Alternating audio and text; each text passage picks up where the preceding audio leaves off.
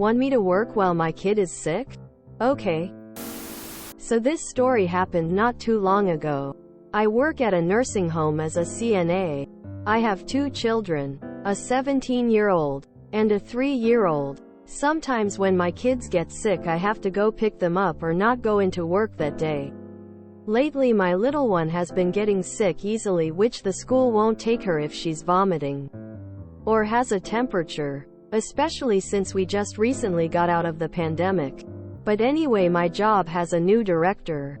He's trying to get everybody on the same page of coming in on time and really punishing the ones that call out often. Now I don't call out a lot, but my kids do come first and I don't have anyone else to watch my little one. Her father works during the day at the same time when I do, and my parents have cancer right now.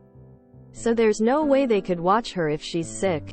So, my daughter gets sick again with 101 temperature and vomiting. I call out within the time that is allowed, which is 2 hours prior to my shift. I get a call back from my director saying that's unacceptable and that I have to be in at work. If I don't, I will get ridden. Yup, he told me I should take it seriously because after a write-up it's suspension and then being fired. So, you want me to come into work? Okay.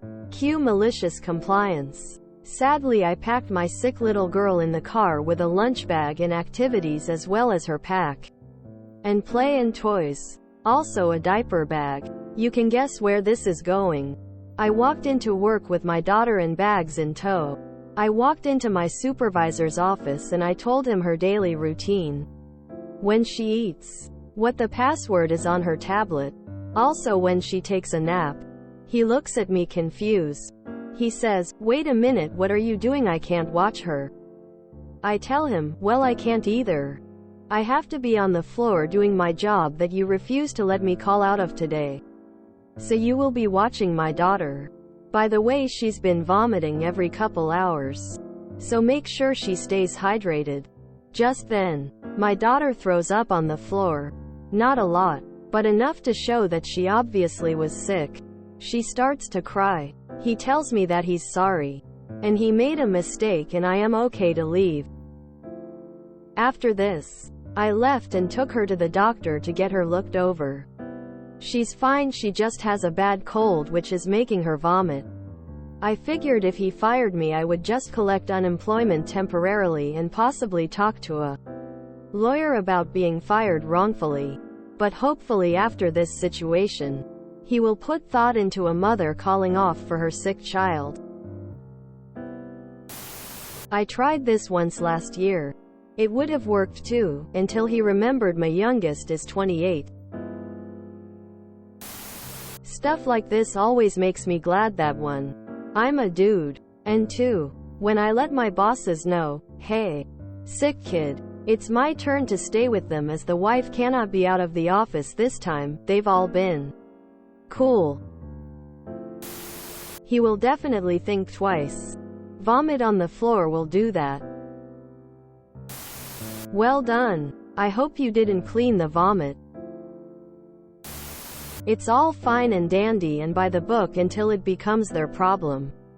Pouting the lack of empathy in so many people baffles and angers me. Slightly frowning face. A+ for the perfectly timed vomiting. Just a question. Does your hubs ever take off when the child is sick? I often took off, as my spouse was in a field where it made more sense for her to go to work. I even had to leave work on occasion. We both worked days, different start times. You should talk to HR as well, since you were within the approved time limit for calling in and still got threatened. I think that counts as a hostile working environment. There's no problem until it's his problem. We just recently got out of the pandemic. ? Sometimes managers only learn about the importance of sick leave when they have TK clean it up themselves. Kids. Vomit on cue. Priceless. You should keep a daily work journal and keep note of this incident. Any comments made, how you felt in response. Should they push or retaliate later, you can come back and reference, even if just for yourself. I'm so glad my kids are getting past this stage. Love the creative solution. I'm glad to be an Australian. LMAO, good for you for putting him in his place. Ballsy but good for you.